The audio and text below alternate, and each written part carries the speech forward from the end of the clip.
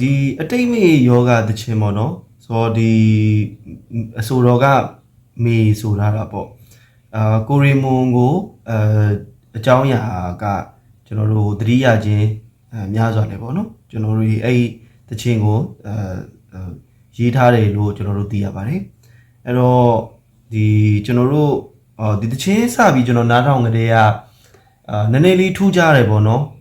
ကော့တီယာဘာတွေမှမသိဘူးကျွန်တော်အဲ့လိုနည်းနည်းစဉ်းစားတာအဲ့ဒါကိုကျွန်တော်အနည်းဆက်ဆုံးကျွန်တော်ရှာကြည့်တာပေါ့နော်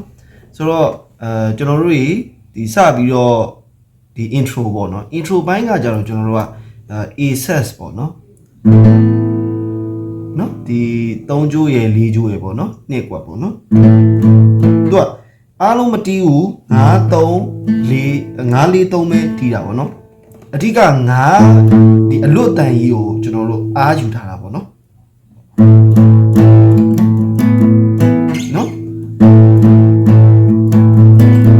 တော့လက်တန်းနဲ့ကျွန်တော်တို့3ကြိုး4ကွက်ကိုထောက်လိုက်တာနော်ပြီးဒီဘက်ပြန်လာမယ်နော်ဒီမှာကျွန်တော်တို့က4ကြိုးကျွန်တော်တို့9ကွက်3ကြိုး9ကွက်ပေါ့နော်ကျွန်တော်ပြန်တီးပြမယ်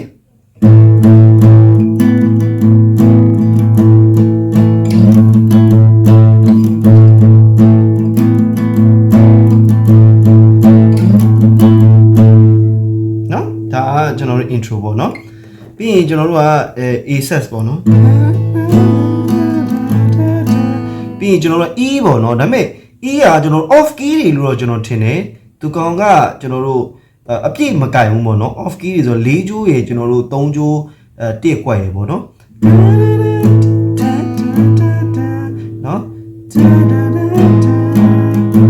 ပြီးရင်ကျွန်တော်တို့ကဒီနေရာမှာကျွန်တော်တို့ဟိုပါပေါ့နော် G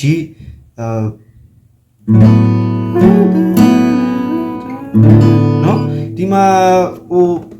ဒီနေရာကိုကျွန်တော်ကB minor လို့ကျွန်တော်ယူဆတယ်ပေါ့နော်ဒါပေမဲ့ဘယ်လိုပဲဖြစ်ဖြစ်ပေါ့နော်သူ off key တွေဆိုတော့3ကြိုးကျွန်တော်တို့2ကွက်ရယ်ပြီးတော့လို့ရှိရင်4ကြိုးကျွန်တော်တို့4ကွက်ရယ်ပေါ့နော်ပြီးမှဒီ set 2မှာကျွန်တော်တို့က2ကြိုးလဲအလွတ်ဖြစ်နေတယ်ပေါ့နော်ဒီဟိုမှာကျွန်တော်တို့ဒီ3ကြိုးကျွန်တော်တို့2ကွက်ပါပဲကျွန်တော်ကင်သွားတာပေါ့နော်ဒီ4ကွက်နဲ့ပဲများသောအဖြစ်ကဟိုဖန်တီးထားတာပေါ့နော်ကျွန်တော်တို့ဒီဟာဆိုရင်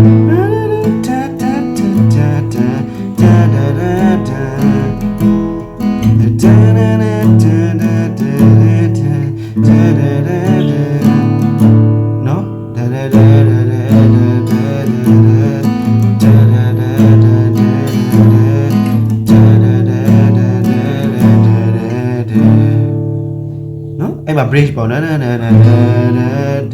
မှာ access နော် D နော်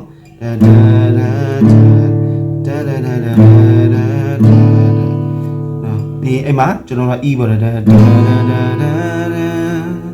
နော်မပြီး chorus ပေါ့နော်ခုနအတိုင်းနော်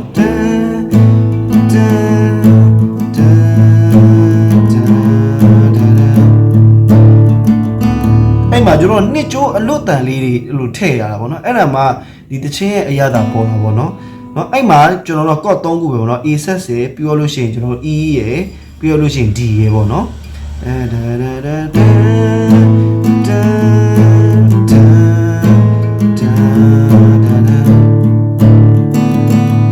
ဒါအဲ့တန်လေးနှစ်ကြိုးတန်လေးပါနော်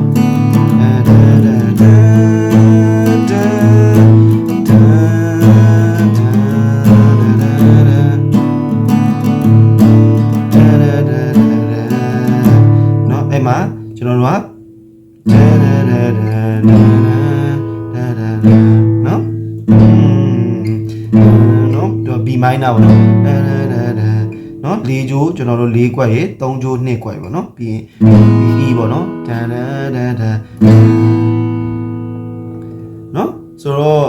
အားလုံးရကြမယ်လို့မျှော်နေပါတယ်ဒီဗီဒီယိုလေးထပ်ခါလေးကြည့်ပြီးတော့ကျွန်တော်တို့လေ့ကျင့်ပေးပါအားလုံးကျေးဇူးတင်ပါတယ်